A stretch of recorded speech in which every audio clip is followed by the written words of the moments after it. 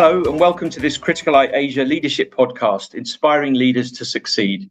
I'm Michael Crompton, General Manager of Criticaleye Asia, based in Hong Kong. This podcast is part of Criticaleye Asia's podcast series, where we will be covering APAC mentoring insights and having a focus on fostering a collaborative community for our leaders, sharing practical advice and insights, as well as a discussion on effective mentorship and the dynamics of these crucial relationships. In today's episode, we delve into the world of executive leadership mentoring with a seasoned executive, Dan Cotton, who's based here in the vibrant Asia Pacific region. Dan brings a wealth of experience, having served not only as a mentor, but also benefited from mentorship throughout his illustrious career. So join us as we explore the art of guiding emerging leaders, the transformative power of mentorship, and the invaluable lessons learned from both sides of the mentor-mentee relationship. Dan, welcome to this Criticaleye podcast. Thank you for joining us. And I wonder if you could give us a bit of a background and profile on yourself before we start with the questions. Great, Michael, thank you very much for having me. So I'm Dan Cotton.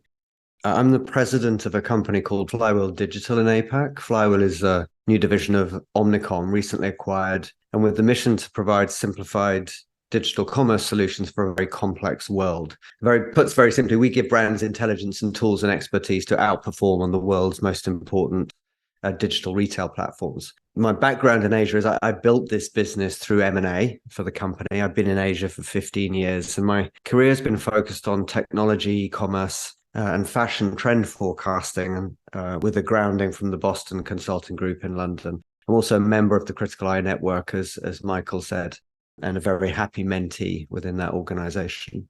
Excellent. Thank you, Dan, for that intro. So moving on to some questions for you, and really looking at the recent activity within your industry and with Flywheel Digital in particular. So, you're looking at navigating this transition from some very fast-paced, maybe smaller-sized businesses to a very large one, US-based, likely going to have more layers of complexity.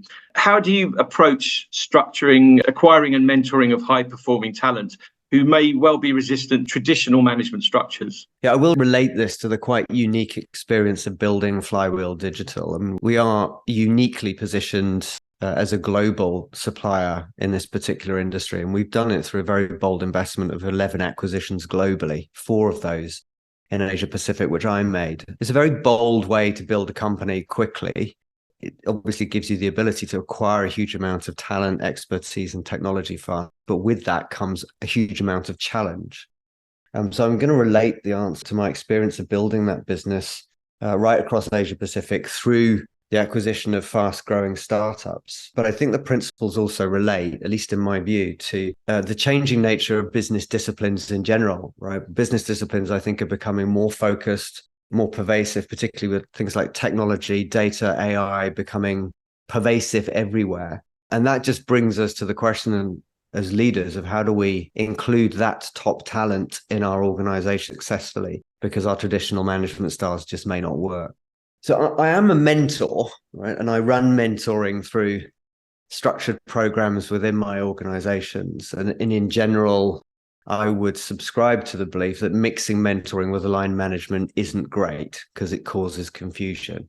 But I also think as leaders, we're all pretty familiar with the idea of managing through influence as opposed to managing through direction. But I believe that spectrum has extended recently quite dramatically into managing as a mentor in more and more cases. And that's actually what I wanted to talk about in my experience of acquiring this top talent in a tech-based industry. What just kind of quick interject that, why has that been exaggerated or accelerated, or why has that changed recently, do you think?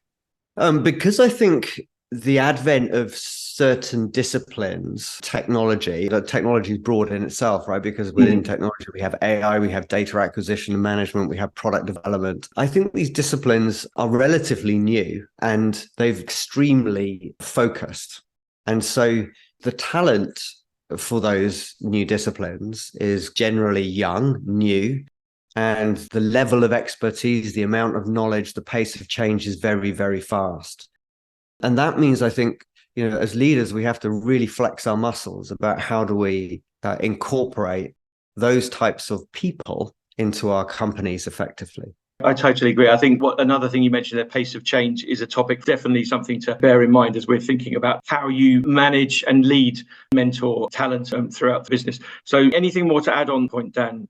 Well, I think I'd perhaps go back to just talking about the challenge that I faced Yeah. as I, acquired those businesses to answer your question, right? Because I think, finding a business itself is quite challenging. Progressing a transaction is challenging, but actually the challenge really starts to accelerate when I was trying to figure out how I was going to manage the founders and managers of these business groups and their top talent. Because frankly, they didn't need me. They don't need my help to run their business. And in fact, they don't particularly want me meddling in their business or indeed meddling with their staff. And we made our acquisitions in general through earnout structures. It's quite a common structure, which means those people are razor focused on ignoring anything from the mothership that's going to in any way hinder them from maxing out their earnout. And so some tension is inevitable, and it might sway on the one end from quite healthy tension to the other end, quite toxic tension. But in any case, you're either faced there with a relationship of lip service, it's a line manager, but, no one really cares about it. Or you manage to create a relationship where you're adding value and you find a way to run that in a way that's effective for you both. And what I uncovered for myself was the mode of management that worked for me was mentorship. And I found it the most effective for a few reasons. And that is that mentorship only works if you're adding value quickly to the other party, because if you're not, it's a pointless conversation and everybody knows it. Secondly, as a mentor, you're focused on understanding the other person's concerns and helping them address them. You're not focused on your own. And the third is that once you've got the trust from doing the first two, you earn the right to offer alternative ideas that might help them achieve what they want to achieve more efficiently. For me, it was following that kind of mentorship that enabled me to demonstrate that I could add value to what they're doing. And that in turn created a sort of relationship of trust and one in which I could be a line manager without causing the kind of unnecessary conflicts. So you're highlighting to the mentee the need for mentoring and what they can benefit from it, rather than, look, this is something that we've prescribed you. Here's your medicine, and you're going to enjoy it.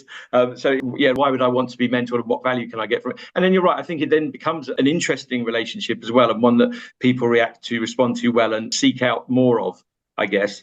On that note, and from your own, maybe switching sides a little bit to you being a mentee, if you can reflect on times that you've received mentoring, whether that's formal or informal, how can you recommend that one can actively identify and leverage opportunities for growth and advancement? So I guess the role of mentorship in your career journey, maybe some examples from that would be really interesting. Yeah, I think you probably start to pick up a bit of a theme from me here, which is that I think mentoring is in more places than we tend to think about it. It's not just in that structured box that we usually put in. She's my mentor, and when I speak to her, it's mentoring, and that's when it happens. I just don't think that's where mentoring belongs anymore. It's much more fluid. It's been a critical part of my development at work and in my hobbies that I've really worked to master. So becoming a portrait photographer that people pay for, but learning Thai boxing so I could compete in Thailand in my 30s, or the things I've done in my career. Right? When I'm trying to progress in something I care about, I will actively seek out a small number of people and engage them on official mentoring. Right now, as you already said, I'm undergoing mentoring with Criticaleye because I'm going through a kind of midterm career transition plan, right? I'm not trying to do anything today, but over the coming 4 or 5 years, I want to shift to more non-exec direct roles, potentially a shift of location. I've a family that is growing up. And so I need to plan out the next phase of my career as I turn 50. So my mentor at Criticaleye is a vital part of that internal dialogue, bringing their own experience, challenge, and discipline to my thinking. So I can't recommend doing that enough, but that's all kind of common. I also think, though, that mentorship is available in many, many conversations and can be a part of a relationship you have with somebody. It doesn't have to be in a box. But what's more important is, the most important thing I've learned is that if you focus on yourself as being a mentee rather than who's your mentor, right? What does being a mentee mean? Usually you want to be a mentee when you're trying to figure something out. So if you focus then on what you're trying to figure out, you can plan what being an effective mentee means for you. Part of that might mean I'm going to get a mentor and have a formal mentoring relationship. And part of it might be I'm going to actively plan out other conversations or contacts which will give me pockets of very important mentoring so that I can acquire input, challenge, debate to help me figure out this challenge that I'm facing. And I think for me, probably the most important thing I've learned as being a mentee is being proactive as a mentee, not turning up for your mentor, but being proactive and planning out being a mentee. That's hugely interesting and very practical, I think, advice for some of our members out there. You've answered a sort of a question on the how. I'm interested in going off script slightly here on the who. How do you filter the advice? So if you're open to being mentored in all its aspects and different ways you might receive that, how do you filter out the advice or the mentoring you get? What's right for you, what works for you, and who's the expert in these areas? I mean, it's something that can take time. There's also an element of you need to know and be efficient in that, I guess. It's really, really important. And, I think the benefit of having a structured mentoring relationship is that you know that your mentor is 100% focused on you. That's a massive benefit. When you're perhaps going broader for your mentoring, for me, the first point is this conversation, or when I'm trying to extract some mentoring, is this conversation focused on the thing that I am trying to solve? If it's not really focused on that, then for me, that falls into the kind of, that's general information and it might be interesting or useful, but it's not actually focused on me and my problem. So that's an important distinction for me. So if a conversation is directly addressing the concern I have, right, in a way which is open and helpful, that for me is a mentoring conversation. The second part then is it useful or helpful? And that for me as well, you need to collect quite a few conversations before you can figure out which ones are most useful and pertinent to you and which ones resonate. Just as in fact, when you're selecting your mentor, your formal mentor, you might speak to a few individuals before you figure out the one who's going to be talking to you in a way that works for you. But for me, the critical part is that conversation focused on helping me solve my problem? And I know that is very self-centered, but actually as a mentee, that's exactly what you're doing. Absolutely. I think that you have to be, otherwise it can be a nice conversation. This to be, busy, especially busy executives, it's time constrained as well at the best of times. So I think that's absolutely the focus you need to have. And of course, with these conversations, you're going to be giving back to the mentor as well, knowingly or unknowingly. It should be a conversation that's two-way. So it's not purely one-sided, but I absolutely get where you're coming from. Let me jump in there quickly, Michael, because I think going back to the first conversation we were having about working with the founders and even the next level down of talent in those organizations, I found that experience deeply humbling. And with all mentoring, I think you learn a lot because your mentees feed back to you and they're giving you all sorts of stimulus or aspects that you wouldn't necessarily consider. But particularly when you're managing, or trying to guide or help someone who's very talented and extremely knowledgeable in a discipline that you don't know, the opportunity for you to learn as you're trying to help that individual is immense. I don't just mean technical learning. I mean just flexing the muscle of how do you help somebody who's already really talented at what they're doing. So I think I found it both very humbling and really rewarding experience. I think your comments there made me reflect on a previous podcast my colleague Charlie did with one of our other mentors. There's a bit around the emotion there with founders, founding partners, and that comes into it as well. And learning how to manage and mentor that as well is a really key skill, I think. So very useful insights. I just want to focus really on a bit around the region and some of the our members that are based in the region who have, overseas parent companies or HQs. So being a regional leader based away from that corporate HQ, I think there's an opportunity to mentor either the company or the board, the trusted advisor on the ground. You understand the company's strategic goals, its culture, very important, as well as obviously the region that you're operating in. So you can translate that into practical updates and advice for the broader strategy.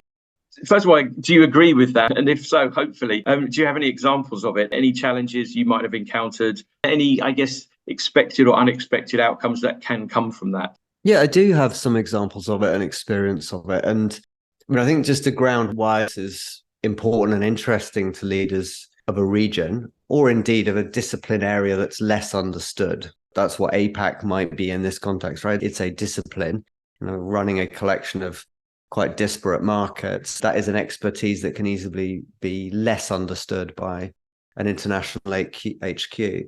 But every regional leader I know, as an example, has experiences of frustration when their HQs make decisions based on information or opinion that's not accurate or it's out of context.